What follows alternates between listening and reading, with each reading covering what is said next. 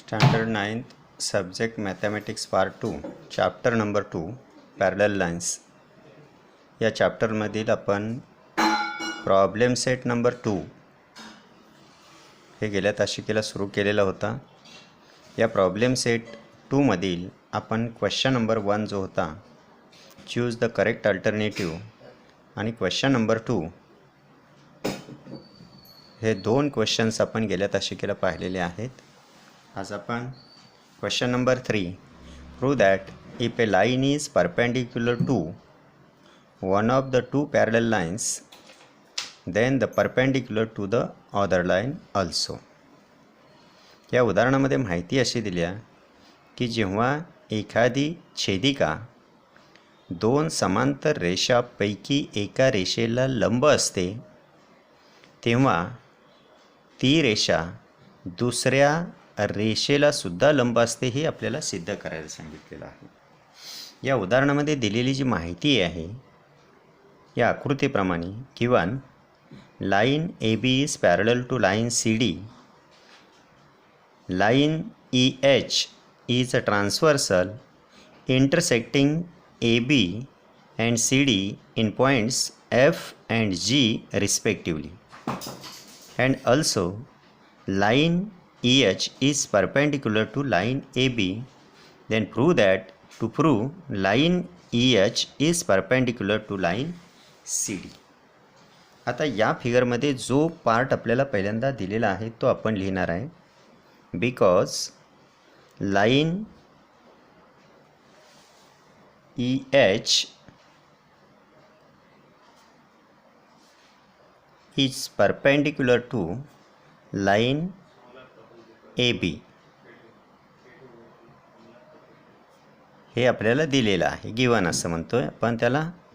या ठिकाणी गिवनच्या पार्टमध्ये line EH is perpendicular to line AB, therefore angle EFB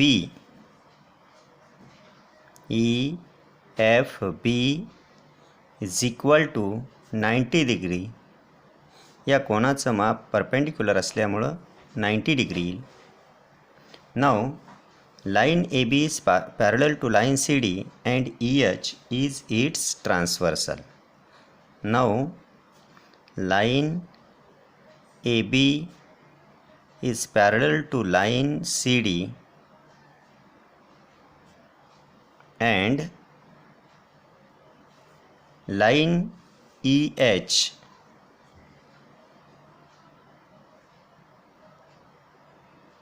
is its transversal.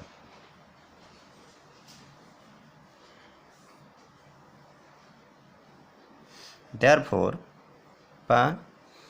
He line या लाईनला पॅरलल आहे आणि ही त्याची ट्रान्सव्हर्सल आहे म्हणून हे दोन्ही अँगल्स कॉन्ग्रुएंट होतील. हे अँगल्स कसले आहेत? Corresponding angles.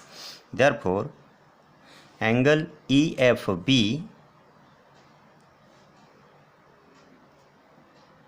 is congruent angle FGD. Reason is corresponding angle.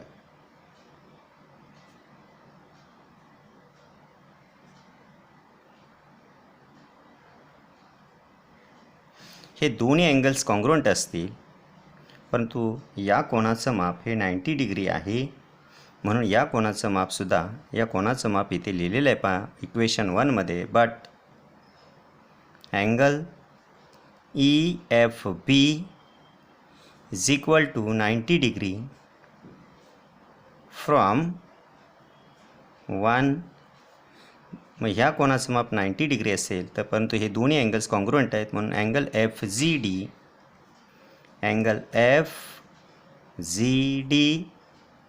Is equal to 90 degree.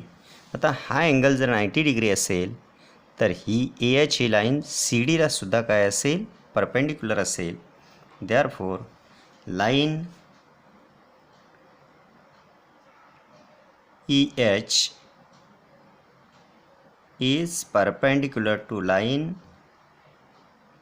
CD. आणि हे आपल्याला प्रूव्ह करायचं होतं जेव्हा एखादी रेषा एखाद्या दोन समांतर रेषापैकी एका रेषेला लंब असते तेव्हा ती रेषा दुसऱ्या रेषेला सुद्धा काय असते, लंब असते, हे या ठिकाणी प्रूव्ह होतं. आपण उदाहरण क्रमांक 4 पाहूया. Example number 4. In figure measures of some angles are shown. Using measures find the measure of angle x and angle y. X आणि वायचं माप काढायचं आहे. Hence show that line l is parallel to line m. या angle एक्सचं माप काढायचं आहे आणि अँगल वायचं सुद्धा माप काढायचं आहे आणि या दोन रेषा ज्या आहेत त्या परस्परांना पॅरलल आहेत हे आपल्याला या ठिकाणी प्रूव्ह करायचं आहे. मग दिलेल्या माहितीनुसार पहा, इथे आपला अँगल एक्स जो आहे तो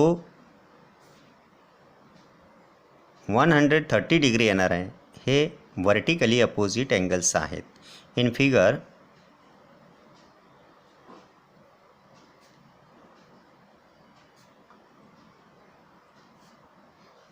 angle x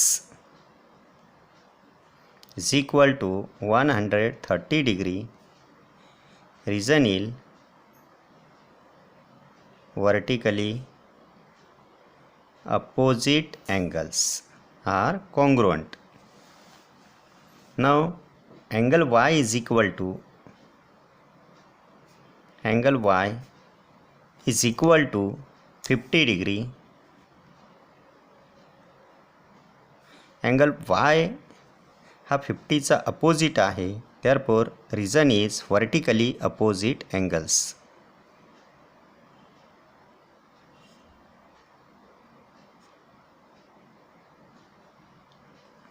अँगल एक्स आणि अँगल 50 हे इंटिरियर अँगल्स आहेत आणि the sum of interior angles is 180 degree. Then by interior angle test, line L is parallel to line M. Now angle X plus 50 degree is equal to X चं माप ठेवूया आपण 130 degree plus हा 50 degree is equal to 130 plus 50 हे आले 180 degree. Therefore line L means angle x plus 50 means 130 plus 50 is equal to 180 degree. Therefore by interior angle test, therefore line L is parallel to line M आणि reason is interior angles are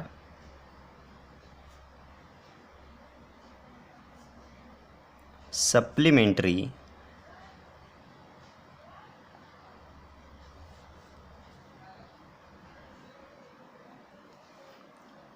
means by using interior angle test.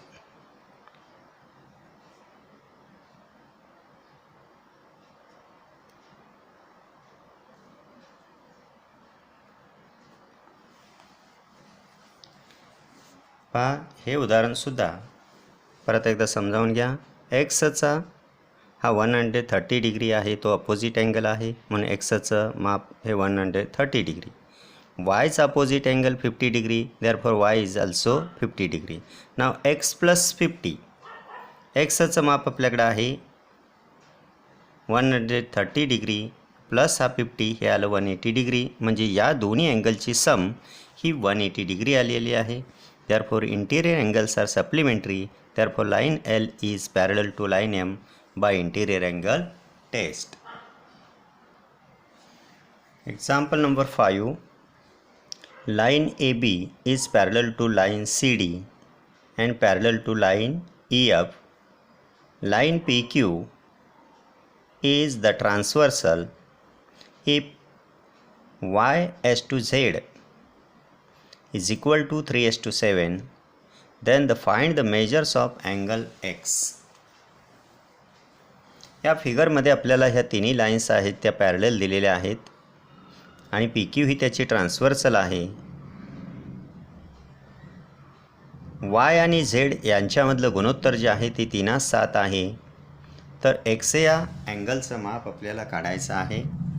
मग जी माहिती आपल्याला पहिल्यांदा दिलेली आहे ती आपण या ठिकाणी लिहिणार आहोत. In figure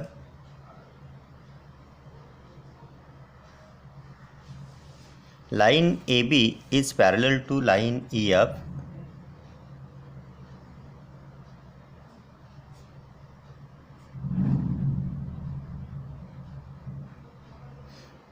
and line P Q ही लाईन या लाईनला पॅरलल आहे हे आपल्याला दिलेलं आहे आणि पी क्यू ही त्याची ट्रान्सव्हर्सल आहे.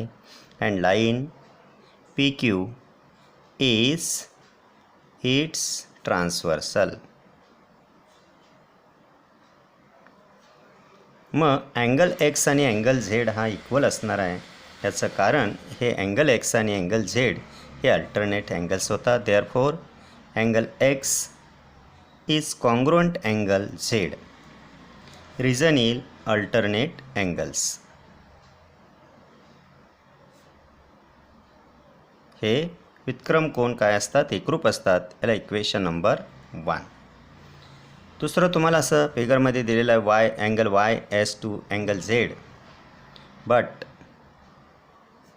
Angle y is to angle z is equal to 3:7 हे गिवनचा पार्ट आहे. हा झेडच्या जागी आपण एक्स ठेवूया पाहिजे. Therefore angle y is to angle x, कारण अँगल एक्स आणि अँगल झेड काय आहेत, कॉन्ग्रुएंट आहेत, म्हणून झेडच्या जागी आपण काय ठेवला, एक्स ठेवला. Is equal to 3:7. Therefore angle y and angle x are multiple by they are in the ratio 3:7. Let they are multiple by a common number p m. Therefore let the common number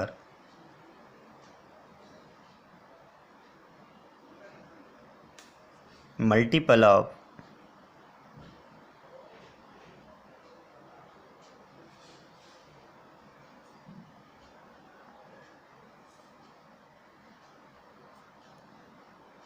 the ratio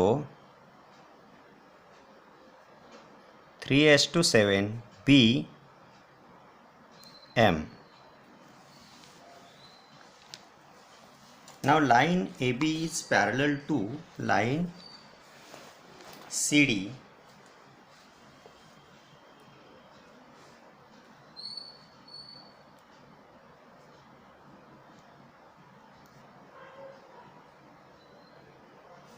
हाही part आपल्याला तो गिवनचा दिलेला आहे.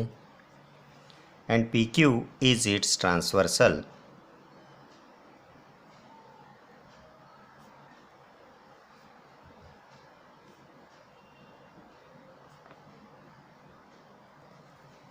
Therefore angle x plus y is equal to 180 degree.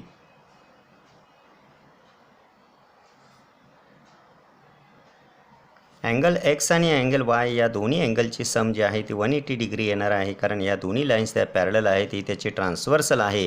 आणि म्हणून हे दोन angles काय होतात, इंटिरियर अँगल्स. आणि इंटिरियर अँगल्स हे काय असतात, सप्लिमेंटरी असतात. Interior angle taste.